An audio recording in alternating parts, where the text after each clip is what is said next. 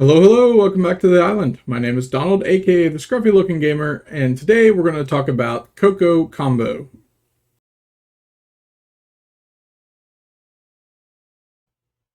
So, Koko Combo is my current favorite deck and what I'm playing right now in Wicked Prophecy, and it centers all around original Koko from Genesis.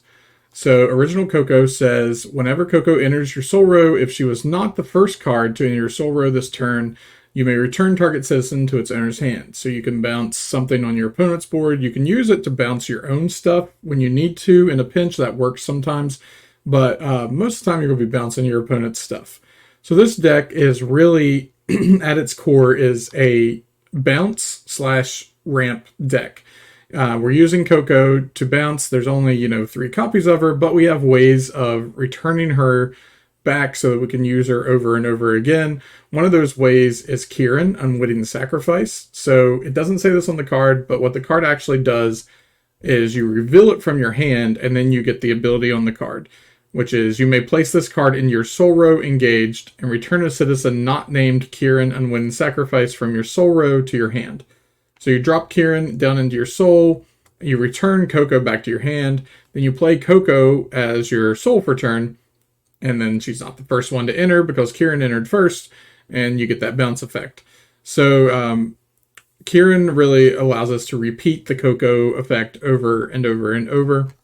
Another way that we can manipulate that is Iris.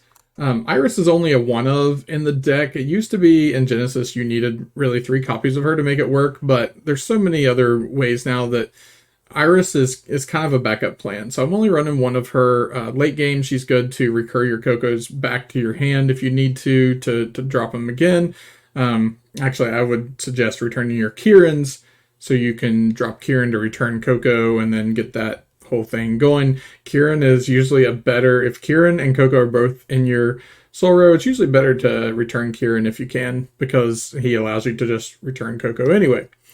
So those are our big bounce, recurring Koko and bouncing. Those are our big things that do that. Ways that we can drop an extra card into soul for turn without using Kieran is Eligor Royal Advisor. When he enters, you can place another card from your hand in your soul row per turn. So that allows you to play a card for soul, then play Eligor, then play Koko as your second source. Same thing with Unheeded Warning. It is a spell that allows us to place an extra card in our soul row, engaged until end of turn, and draw a card. So it replaces itself. Fantastic addition to the deck. And what we're doing is dropping all of these ascendants down into our soul row. There's only 9 spells in the deck. You're not going to be wanting to drop these into your soul unless you're just really desperate. But for the most part, you're not dropping those. You're just dropping ascendant citizens. There is one human citizen in the deck, which is Minute. We'll talk about him in a minute. But for everything else in the deck, they're all ascendants.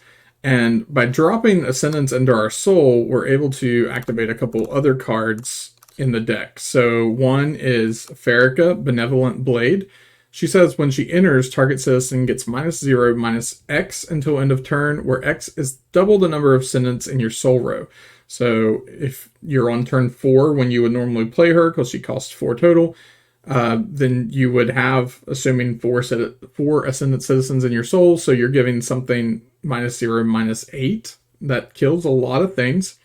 And then later in the game than that, you're doing even more.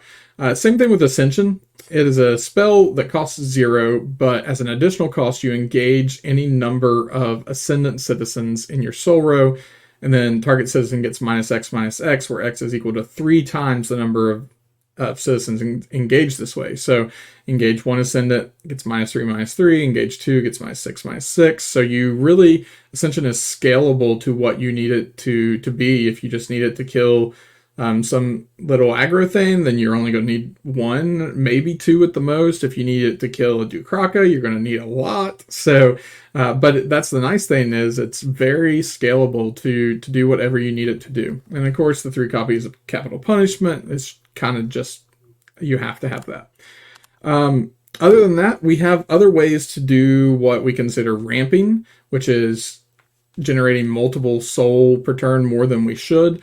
And this deck should pretty consistently be able to hit 5 and 6 total soul on turn 3 with pretty much any hand, no matter how you look at it. So we have on turn 1, we can drop an Eligor. He engages to add black soul to our soul pile. Same thing with Koko Determined Friend. She engages to add white. So they're great 1-drops. We also have Value Engine in Malka. So Malka, whenever you place, she's also a 1-drop. Whenever you place a second card in your soul row in a turn, you can draw 1. So Malka's really important to be an engine for this deck. When you're dropping extra cards in your soul, you're going to run out of cards pretty quick. So you're going to need Malka to refill your hand. Originally, I was just playing 1 of her, and I had to bump it up to the 3 because she's just really important. I wasn't sure at first if I'd really need it, but the card draw is, you need the card draw. No question about it. So if we're getting to 5 and 6 soul by turn 3, what are we doing with that? So we're dropping a Fiona, we're dropping an Osiris, we're dropping Dagon, Venus, or hopefully on turn 3 we're dropping a Dukraka. When you drop a Dukraka on turn 3, it's pretty devastating to your opponent, no matter what they're on. Seeing that come down, everything automatically is -3/-3 all of a sudden. That's pretty hard to come back from on turn 3, let alone, I mean, it's hard to come back from on turn 6. It's really hard to come back from on turn 3. Osiris is good just to pick off things as your ascendants start attacking. Dagon is just kind of there in a flex spot right now. He's he can kill extra things. Like he's pretty good. He's just, I don't know. This could easily be the 3rd copy of Osiris instead of Dagon. I'm just kind of playing around with that slot right now. Venus is a fantastic attacker, being Ravenous, and whenever destroys an 11-year card, they're discarding a card, so that's potentially 2 cards discarded on every attack. So if we're bouncing stuff back to their hand, then we're going to use Venus to just get rid of it. Nadar, kind of inclusion in every black-white deck. Sidestep is great, and being able to sacrifice him to give something eager. If you have Nadar on the field and then you play Dukraka on turn 3 and you can just sack him to give Dukraka eager, I mean, what do they do against that? That's pretty crazy. So Manute, he is the only non-ascendant in the deck. He says when he enters, if you have destroyed an 11-year card by combat this turn, you can return up to 2 target citizens with a total combined soul cost of 4 or less to their owner's hands. So that means you could return 2 2-cost citizens, you could return 1 4-cost, a 3 and a 1, whatever combination you want to do. And you're just more bounce back to their hand. Koko bounces, Manute bounces. We just want to keep the field as clear as we can for our awesome attackers like Venus to get in and slowly kill our opponent.